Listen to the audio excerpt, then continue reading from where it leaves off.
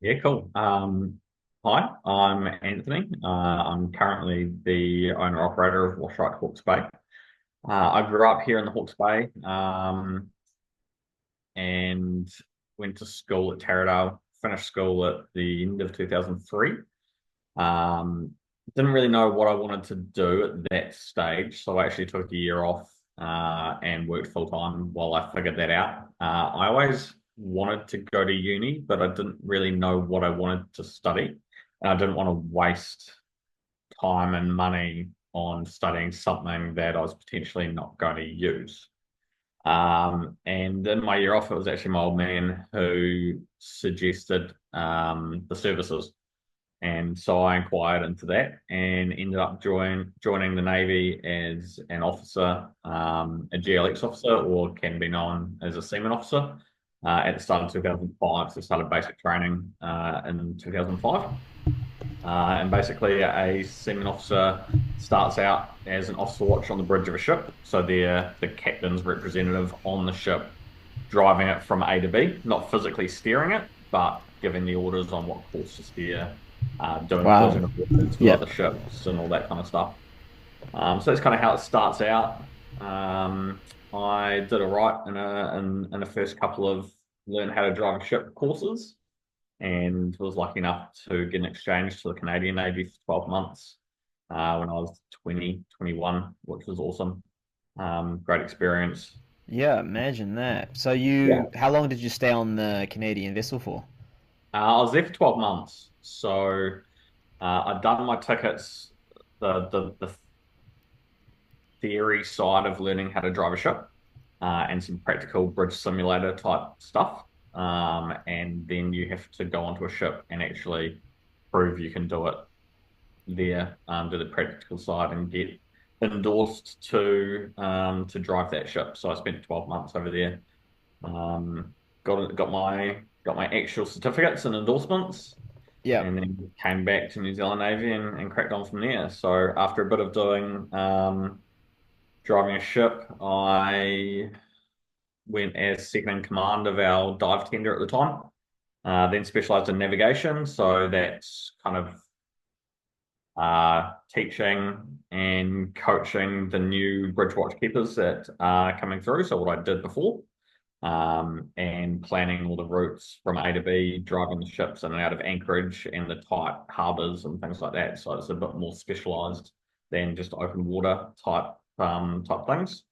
Had command of my own ship for around 2 years, inshore patrol vessel around the coast of New Zealand doing customs and fisheries work, which was awesome. So I had 36 people on that ship, and then specialised in warfare tactics and procedures. So I went over to the UK, did a course with the Royal Navy, and I went from learning how to drive a ship to learning how to fight a ship. So yeah, it was kind of it was a very normal progression. Like if you took what you'd expect out of a seaman officer in the Navy, it's kind of follows exactly what the cookie cutter type model was.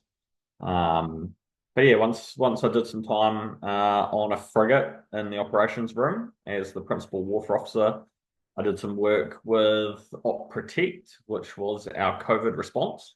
So all the military did manning of the isolation facilities and things like that. So I worked within the headquarters of that operation, liaising with New Zealand Police, border, or not border protection, but when Auckland had regional lockdowns and all the rest of the country were okay to wander around as they wish, we manned the kind of the line between Hamilton and Auckland, so people couldn't just come in and out as they wanted and things like that. So yeah, it was a very rewarding and interesting career, which yeah, it was great looking back at it. Yeah, man. Sounds like you've taken away a lot of good experience, like traveling the world, getting to spend, a significant amount of time, not just experiencing the tourism of that space, but like talking to the people and engaging in their culture and just, yeah, Absolutely. expanding that knowledge, Yeah, driving, leadership, managing people is a huge part. I bet But it's a lot of there's, responsibility. yeah, there's heaps of skills that transfer out of defense. It's so hard to try and explain or get people to understand what those transferable skills are. That's what I struggled with most leaving the Navy when it came time to go. Um, yeah, was just trying to explain how I could be of a benefit to someone in a business without any experience really within that business. How would you put it to them? Um, I'm trying to remember how I put it to them, to be honest. Defense is doing really well now with transition courses and things like that, which were kind of starting out when I was transitioning out of defense. So I went on those and they teach you how to write a CV and all that kind of stuff. Because when you join when you're 18, a lot of people have never had to do a job interview or anything like that. So just to help out with that transition.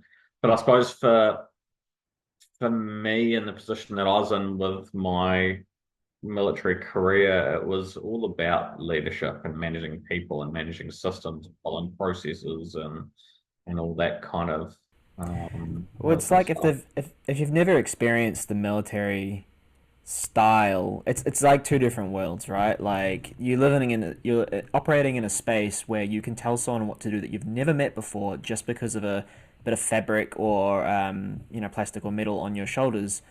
Yeah, You don't have that on Civvy Street, and I think when someone's how do you explain this? I can see the dilemma. You're like, how do you put this through? You're like, bro, I've had so many repetitions of following a specific system and process for leadership, um, and it's taught in such a way that's just so efficient compared to, mm, say, most other schools available for civilians.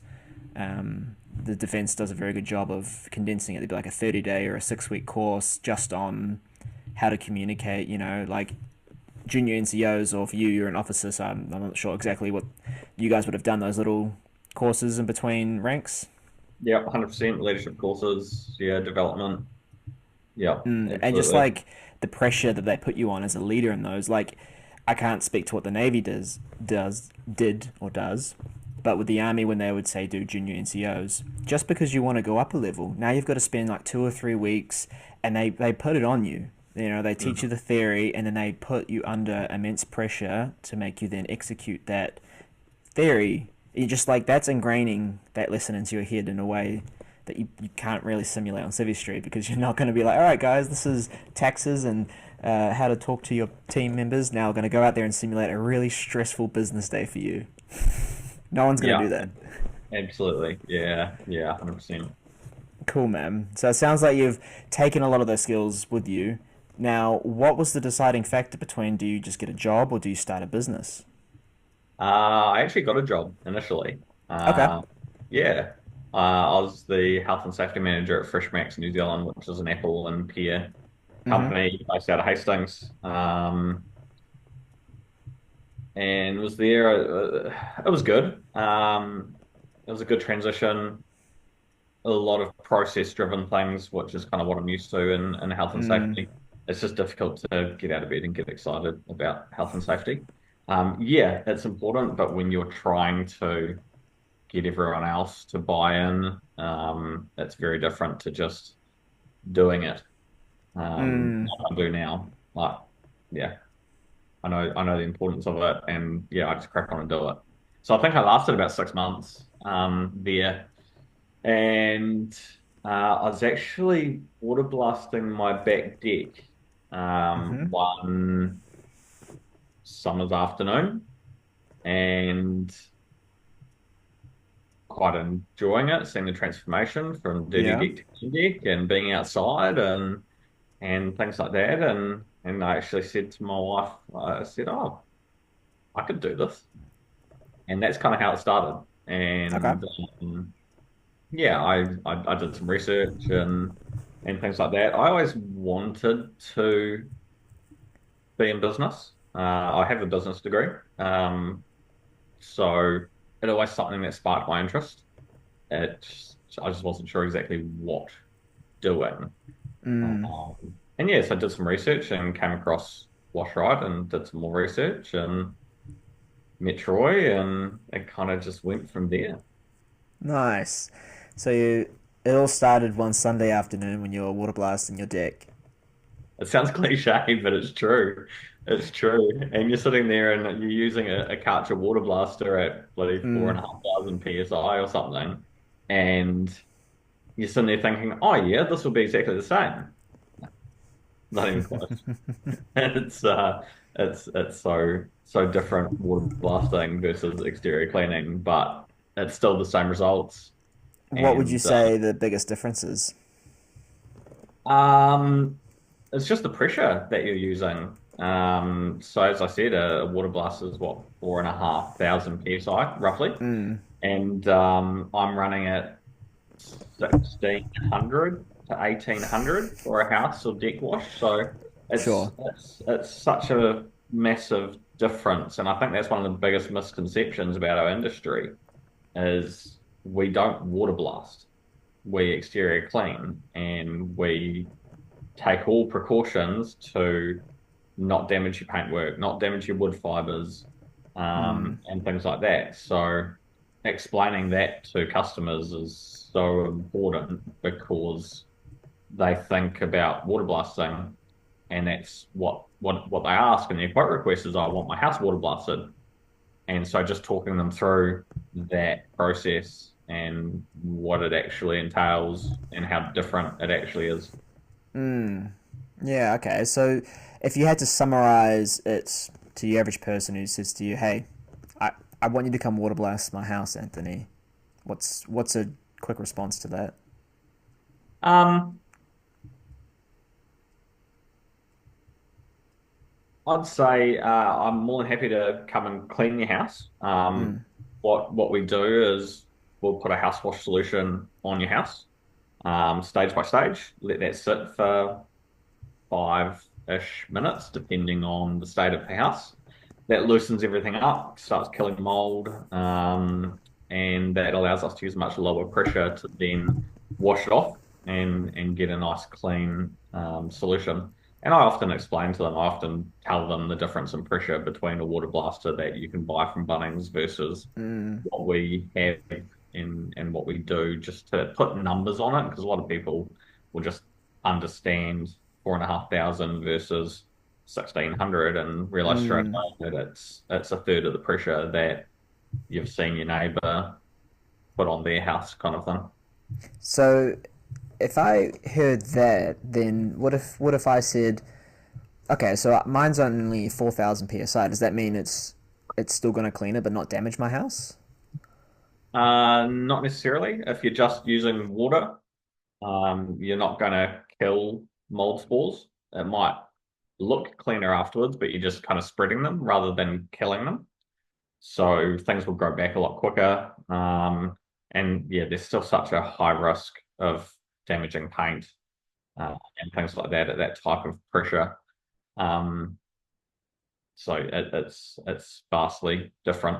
So I've had many customers over the last couple of years say, "Oh, I've spoken with so and so, and they'll do it for me." And then you get a phone call from them 3 weeks later saying, "Oh, I wish I had have just come and got you to do it." Oh man, it's only one way to learn, no? Yeah, it can be a bit frustrating at times. But yeah, if someone says, "Oh, so and so's got a water blaster," I'll just say to them, "Look, cool, no problem. If you need anything in the future, let me know. Please just tell them to be really careful." Mm. 'Cause, yeah, and yeah, the amount of people that you they try and wash their deck, water blast their deck, and use the wrong type of nozzle or go the wrong direction, and they get you to come around 2 weeks later saying, "Can you fix it?" And you say, Unfortunately not. I can make it look better, but I can't fix it." Oh no. So yeah, that's oh bang. Um, Good catch. mm, yeah, it's an education of customers, trying to get them to understand the benefits Mm. of of exterior cleaning professionally, versus doing it yourself. Things like concrete, there's significantly less risk, obviously. Mm. Um, but no, it's part of it, and I enjoy talking to the customers and getting them to understand, showing them the difference. If you're around there doing a quote for them, and Mm. you can quickly pull out your hose and say, "Hey, look, this is the pressure that I'm actually putting out." And yeah. Well, I'll bring us back to education and experience. Um, so you have a university degree. hmm How do you feel your formal education has prepared you for owning and managing your own business? Um, yeah, good question. I suppose I'm in a unique position. Yes, I've got a business degree, but I majored in finance. And so all these finance papers that I did have no correlation with my current business, with owning Wash Rite. Um, and I suppose I'm also unique where it took me 10 years to get my degree. I studied extramurally for 9 years, doing as much as I could while working full time, and then taking a year off to do the last year of my degree, which happened to be when COVID started as well. So I thought I was going to get this great experience of actually going to uni and going to lectures, which I hadn't had for the first 9 years of my study, and I got a The same month as what you in, got. month in, and then studying extramurally again at home with the wife and two kids there as well, and all that. So, it's I suppose the one thing that does uh cross over and does prepare you is it allows you to kind of prove, whether it's to yourself or to another business owner that's looking to employ you, that you can stick at something. Mm. You can, once you've found something that you want to do and that you're passionate about, whether Hmm. in this case studying, you can stick to it and show that you have some perseverance and stickability. But the actual physical information within the degree, there's small portions that are beneficial. Um, leadership things, HR type bits and pieces. If you had a 20-year-old, 18 to 22-year-old, and they ask you, Anthony, look, what should I do? I know I kind of want to be self-employed at some point in my life. I want to achieve financial success or independence. My dad's telling me to go to university. He says I need to study business. Should I go and do that? What would you say to them? Um, I suppose it depends on the kind of business that you want to get into. Do I think you need a business degree to run a business successfully? No. It does somewhat depend on your experience prior and the type of business that you're going into. If you're wanting to jump straight into a business that you want to start up yourself and you have minimal experience, then it might not be a great idea depending on the support that you've got behind you. And I think that's the most important bit is the support you've got behind you. Mm-hmm. Whether you're wanting to start something yourself or whether you are buying a franchise. And the thing that attracted me to the franchise model was the support that I would have available to me by 25 other franchisees who have more experience doing the job, as Mm. well as everyone at head office where I've been doing it for years and years and years. Mm. But that was the attractive side for me because I wasn't necessarily confident in going out and doing it myself immediately. When I can leverage off a successful business model that already exists and still Mm. be running everything myself. I'm the one that's liaising with clients and setting prices and everything like that. I just am paying a portion to have support and have someone to order things when I need them. And Mm, it's like I almost put it as you're outsourcing a couple of small portions of your business. mm. Um, Yeah, that's a good way of looking at it. Because, like, you've on one hand you've got university and debt, and then to buy a business, you might need to get debt. Most people probably would, but then you can make money, mm, and yeah. then you've also got the proven business model to follow. Like anyone who practices, say, like public speaking is always a good example. It's always good to start with a script, some sort of template, Mhm. and then once you've gotten comfortable with that, then you can, start to add your own personality into it. So, I guess for a young person, I'm still staggered by the amount of young people I don't see doing this. Is Mm. like, I guess it's a risk, it's that perceived risk, but like buying a business where you get taught all the systems and processes, and it's a service based business. It's going to be there for a long time, um, and letting that be your template into the business world, expand your network, meet lots of new people, get some new experiences, get a track record, and then once your end of your contract comes up, you want to make an exit. Hey, you might even be able to sell it for more than you bought it for, plus the profit you made, and then And go in and take that you've learned so much over that period of time. 100%. Yeah. And whether or not it's successful as successful as we imagine when we first start off, you're still learning and you're still making profit. Like you've got you can go on YouTube, you can ask ChatGPT lots of questions. Give me homework for business studies over the next 12 weeks. You could probably get it to give you a course outline, and then you've got a Yeah. business you can go and apply it to immediately. You can't do that in a classroom. Yeah. Yeah, absolutely.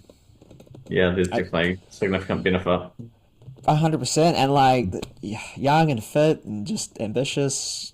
It's a big opportunity for a lot of people, but maybe it's one of those things. Life experience needs to happen first, and then people seem to pull that into their own business world, whether it's a lawn ride or a wash rite, make it their own. Yeah, it is a significant commitment. Once you get to it, it's a lot more than just going out and washing the house Yeah. or cleaning the gutter or whatever. But yeah, you've got those processes, you've got people that you can pick up a phone and ring, and yeah, there's just so much support there and so much learning to to have from so many different people. Mm. And that's support you said at the start, like that everyone needs. No one's going to do it on their own. You know, you're going to need to know information at some point. It's way easier just to be able to pick up the phone and call somebody. Yep, 100%, 100%. And yeah, you see, like there's always new bits of equipment that are coming out, and you see someone make a marketing video using this piece of equipment that you don't have, and you pick up Mm. the phone and you ring them and say, "Hey, what's the benefit of that? Like, have you come across any Mm. issues with it?" And so, if there's something that can make you more efficient, and someone else is doing it, then yeah, why not leverage off that? 100%. Yeah. Collaborate. Hmm. Now, um, for people who might be watching this, might be on the fence about buying into Wash Rite or any of the franchises, how does a day to day look like for you? Do you have to report to a boss, or do you control everything yourself? Um, Day to day, I'm controlling everything myself. Generally, the only time I hear from head office is when I ring them asking them a question. I don't have anyone from head office hounding me about things. Um, they send you emails saying, "Can you please provide X, Y, and Z?" And as long as you provide X, Y, and Z, then it's all good. But yeah, other than that, there's the occasional question of, "Hey, how you going? Do you need anything? How far ahead are you booked at the moment?" Um, but there's never any, what are you doing this? Why aren't you doing this? Are you doing that? It's very much me running my business. Mm. And how do you find the Facebook group? Is that where a lot of that communication or where those connections are made? The franchise Facebook group. Mm. Yeah, it's such a great tool. You have any questions, you put them up there, and you have 20 odd opinions that come through. Mm. Yeah, they're all not going to be the same, but you kind of take what you want out of it and leave what you don't, and you can give like someone a message and expand on something that they've said. Just yesterday, yeah, just yesterday, I jumped on it and was going to ask a question, but I quickly just searched the general topic of the question and found something that answered it for me already from Mm. 10 months ago.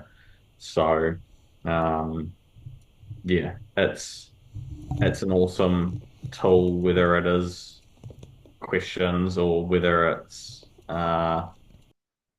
just you see someone marketing something which is quite funny and you take the piss out of them a little bit. It's not all serious work, work, work all the time. We still have fun and there's a lot of awesome people within the family that you well to be fair, every single one of them I'd go and Mm. have a beer with any day of the week. So Mm. Cool, man. And you catch up with them quite regularly at the conferences too? yeah, yep, the annual conference is awesome. It's just good being able to see everyone. I've only been to two so far, but the first one was really good to put names and faces together. Um, and yeah, meet everyone. And the second one just kind of built on that. I think the second one for me in July this year was a lot. I was able to have more in-depth conversations about things because I had a little bit more experience and I felt a little bit more comfortable around everyone because I'd done them all once before. Um, but yeah, it's such a good um, networking few days with everyone and just being able to talk about what they're doing and what works for them and what doesn't and all that good stuff. Cool, man. What did anything come up for you after that conference? Any new goals, aspirations, plans moving forward with Wash Rite? Uh, yep, definitely. There was a really good presentation with the business mentor at the start of the week that we did the little booklet with where you have your 9 tasks and just kind of prioritizing where I'm falling short in certain areas, where my red lights are versus my green lights, and just being able to focus on a few different areas because every region is unique. Every region has its own challenges, whether it be the competition they're facing or the weather that they have or whatever it might be. So being able to look at it from a broad perspective and be able to pick and choose a couple little bits were really important. Um, but yes, specifically, it was mainly around where I sit within the competition in Hawke's Bay. There seems to be a lot of businesses that have popped up recently, and a lot come and go. Um, but just kind of aligning myself within that and making sure that um, I'm either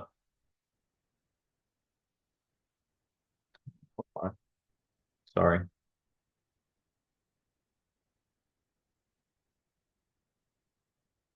I want to say that I make sure that I'm priced fairly, but also where I am more expensive, it's knowing that I'm doing a better job, knowing that I'm providing something else to attract customers to be able to pay a little bit more, knowing that they're going to get value for money over and above others. I don't know if that makes sense. It sounds like, yeah, what you're saying is there's a few other businesses that have come up, and through the conference, you were able to sort of get an accurate gauge of where you're at, and what changes you could make to, further safeguard your interests in business, customers, Yeah, clients, absolutely. pricing. It's just making sure that what you're doing is fair within your region. As I said, all the different regions are different. Some regions with less competition might be a little bit more expensive. I don't know. But yeah, I suppose I'm just wanting to make sure that I can maintain and grow my share within Hawke's Bay, making sure that I like to provide or think that I can provide something over and above others. And to be fair, it's not in the exterior cleaning. It's not like I can provide a service that they don't because everyone provides the house washing, the gutter cleaning, and all that stuff. It's about how I do it and the interaction with the clients and yeah, just knocking on the door with a smile on your face every morning, every afternoon, and just making sure that they're happy. How how have you found that challenge of getting that information to clients and customers? Yeah, that's the most challenging piece. Um, it's easy once they pick up a phone and ring you, Mm, or send through an email with a quote request, but it's getting them to pick up the phone and ring you, um, is the challenging piece, and that's definitely something that is going to be an ongoing challenge, especially in the economic environment of the last 6 months. It's become more and more challenging just to get those leads, get those people to call you, get those people to send through the quote requests, so you can then ring them and have a conversation about what you do and how it can benefit them. okay. And I guess while I've got you here, what challenges have you faced recently around content creation? How's that all going for you? Do you have any questions, or is there anything I can help with while I've got you on a live call? Um, Initially and originally, my challenge was around ideas. I've got some good ideas now. I've got three or four written down that I want to do. Um, but the way I want to create them and snip them and things like that, I kind of need a second person to hold the gimbal and things like that to be able to do it. Uh, yeah, so yeah, I have real vivid ideas and know exactly how I want it to look. And in order to do it, I need someone else, and that's where my challenges at the moment. It's not a big challenge. It's really easy to overcome. I just need to do it. And whether that be on a weekend, quickly chuck your wash right shirt on and do a couple of things because I don't need to necessarily be on site to get those. I'm curious. Tell me about one of them. What's your favorite idea out of the four? One of them. Um, I don't know if I have a favorite to be honest. Okay. I really enjoyed doing the glow stick one that I did Mm, a few weeks ago. That was good fun. cool. Um, my wife cringes to this day, but my kids thought it was hilarious. They were telling the teachers about it, and the teachers were then searching it up and showing it to the whole class and stuff like that. Oh, cool. Um, so yeah, no, that was really fun. Bear one I want to do is around not all superheroes wear capes and Mm-hmm. just be wearing normal clothes and then do the transition like you posted on LinkedIn, I think it was last week. I had to do a clothes transition and Yep. transition into the work uniform, um, and then talk about fighting crimes on dirty houses or mold or something like that. Cool. I like that. Yeah, Could so do that could like be a cool. and then just have Cut. some photos in the background. Yep. Yeah, Nice. something like That's that. I like hearing these ideas. It's cool. So like not all superheroes wear cape, and you're gonna go puff and pull onto Yeah, your wash rate uniform will be Wash Rite your uniform. yep. Yeah, Cool. yeah, I like that. yeah, Nice. and then kind of from there just start walking along and have someone with the gimbal following you walking, and Mhm. then so you can literally just be walking stationary in the middle of the screen Mhm. as the images change in the background of like the dirty versus clean houses and roofs and stuff like that. Oh yeah, I get it. I get it. Yep. Yep. So yeah, that's one. And you need someone with you need a second shooter to make that happen. Yeah, just need someone to hold the gimbal as you walk along, so you can be stationary in the middle of the shot to be able to create that. And you're gonna have the images behind the person. Yeah, that's right. So I'll cut the background out behind me walking Mhm. and put the images of before and afters and stuff like that behind. Okay. Can I show you something real quick? Yeah. Let's see if we can pull this off. I don't know if this is going to be doable due to the camera angle and whatnot. But basically, if you filmed yourself, so your camera is about here. This is the sort of framing you're talking about. You're gonna Yeah. maybe a bit further back. You're gonna Yeah. walk and be talking, and it's gonna be. If you stand up like this, and Yeah. one foot stays on the ground, and you basically just do that, but as long as the camera can't see right about here, so if you're like down Yeah. here, you can It'll actually still make look it look like, like you're walking. yeah, gotcha. And if you're cutting out the background anyways, it does, you don't actually need to actually have that movement. They just need to get the idea that you're kind of Yeah, of course. talking. Something to think Yeah. about. And if you're going to remove the background, doing that against like a plain wall is going to help the automatic background cutter make it look swifter. Whereas if you're outside, Yeah. there's trees and moving and cars, you're going to get those little like black things that pop up. Snippets. Yeah, Um, nice. Yeah.